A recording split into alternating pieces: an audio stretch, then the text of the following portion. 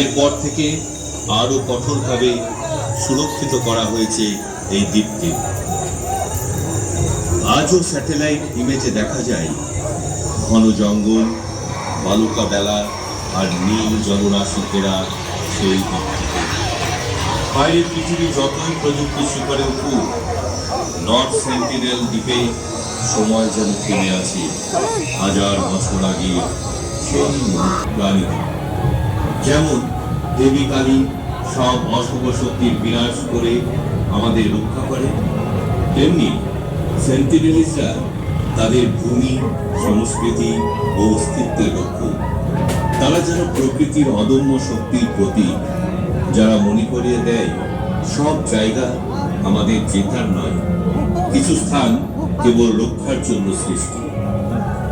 তারা এক আদিম শক্তি এবং নিজেদের অঞ্চলের প্রতি এক তীব্র ভালোবাসার প্রতীক, যা আমাদের প্রকৃতির অপ্রতিরোধ্য রক্ষাকারী শক্তি এবং স্বাধীন থাকার অটুট ইচ্ছার কথা মনে করিয়ে দেয়। ভারতের বঙ্গোপসাগর পৌঁছায়নি, কেউ জানে না সেখানে ঠিক কতজন মানুষ বাস করে, এমনকি তাদের জীবনযাপন, ভাষা বা সংস্কৃতি সম্পর্কেও